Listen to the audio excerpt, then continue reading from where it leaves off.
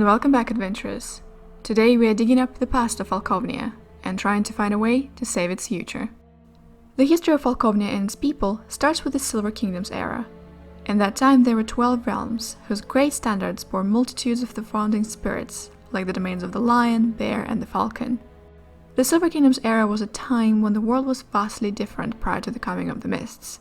The Silver Falcon Kingdom was a collection of idyllic vistas that loosely conformed to the topography of the modern Falkovnia.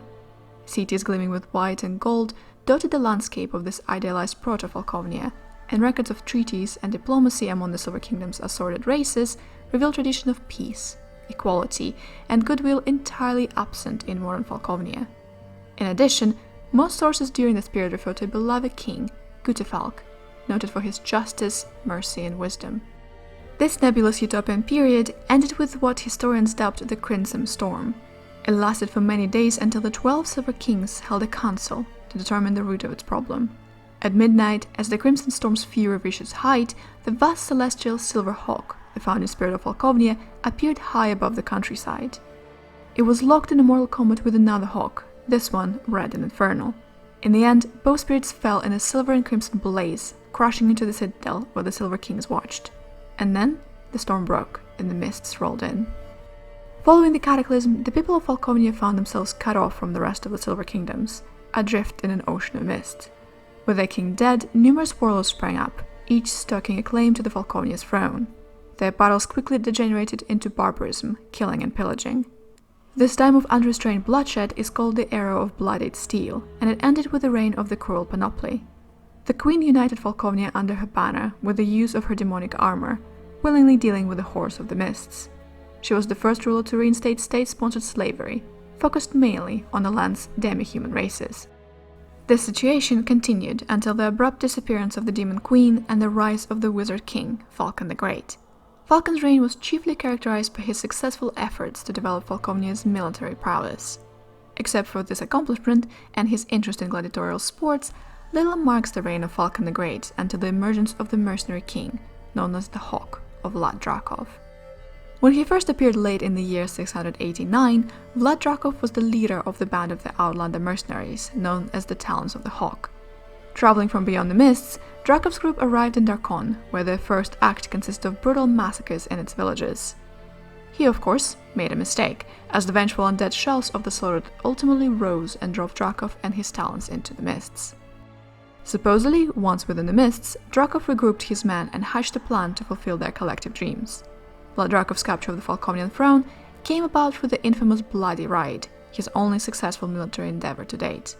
Leading the Talons of the Hawk south out of the Draconian wilderness, Drakov rode into the car, where he faced down Falcon the Great in the throne room of the Wizard King's castle. By the time Falkovnia appeared at Darkon's southern border in 690 BC, Drakov had apparently ruled the domain for several years, melting in the land to his whims and building a vast and loyal military government, complete with a fanatical inner circle of generals and cowed population. Continual strife, directed both inward and outward foes, marks the reign of the mercenary king. The first of these conflicts occurred in 691, during the first years of Drakov's reign, and was dubbed as the Years of Impaled Rats. A new thieves' guild arose, while coincidentally, an unexpected plague of were-rats afflicted the sewers of Silbervass. Drakov ordered a purge, relocating to his summer palace in Silbervass in order to lead his troops personally against these rats. 3 years of intermittent combat passed before Drakov slew the leader of the both groups, a lycanthrope known as the Clod. Following the retreat of the lycanthropes, Drakov turned his hunger for power and respect towards his neighbors. In 695 Barovan calendar, Falkovnian troops crossed the border into Lamordia. Fortunately for the realm, Drakov's troops were unprepared for neither the extraordinarily harsh winter that blasted Lamordia that year, nor the superior weaponry of the blunderbuss wielding Lamordian border guard. The effects of the so-called Winter War proved to be short-lived. In 703, Drakov and one Obrakar forged a treaty, ensuring a non-aggression on the part of Falkovnia in exchange for martial supplies from Lamordia.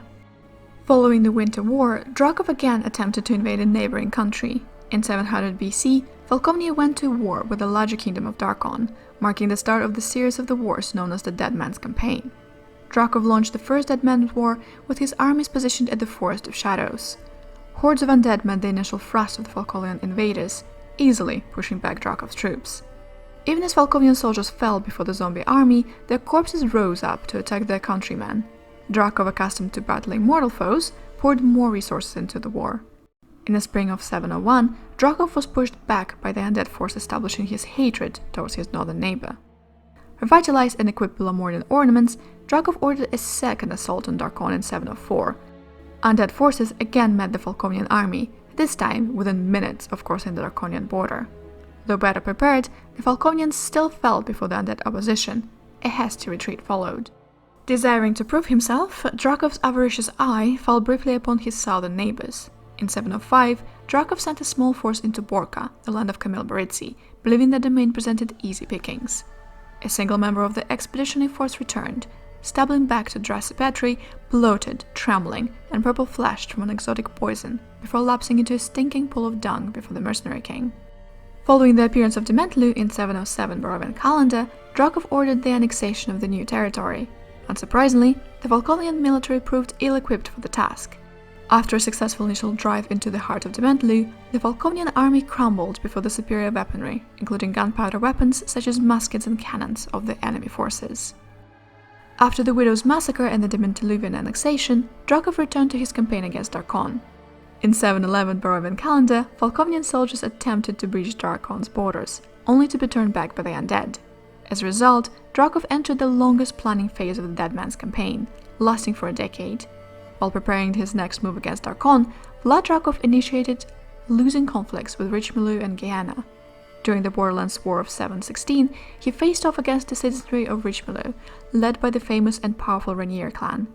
Following the appearance of the Gehenna's Waste, Drakov sought to overthrow this brutal theocracy and annex its lands in 719's Starving March. Attempting to cross the Balnox into central Gehenna, the Falkovnians were rebuffed by the combined forces of twisted humanoids that dwelled in the mountains, strategically positioned priests of Jakarta, and strange beasts that decimated entire units. Mass starvation further depleted Falkovnia's forces. The final conflict of the Dead Man's campaign came in 722. Having amassed more troops than ever before, the Falkovnian war machine pressed into Darkon, once more clashing with undead hordes. Despite years of planning, Drakov's forces failed yet again. Save for the Executioner's campaign against Dementlu and Richmiloy of 724 and the Goldclaw massacre of 727 in Darvinia, Vlad Drakov has focused his attentions internally, indulging his sadistic tendencies within his own borders. Following the Requiem, however, Drakov seized the opportunity created by the vacuum of power in Necropolis, invading the much-changed domain a mere 2 months after the fateful winter solstice. The Falkovnian forces came within the sight of Nartok, they were soon rebuffed by the awakened undead of Necropolis. Since 751, Drakov has bided his time. Undoubtedly, the aging warlord plans another attempt to prove his might in the field of battle. The only question is, which of his neighbors he will choose to invade next. Thank you so much for your time, patient listeners. Falkovnia is a great example of bad people running the show unchecked. So please, if you see any injustice, speak up. And be careful while crossing the mists.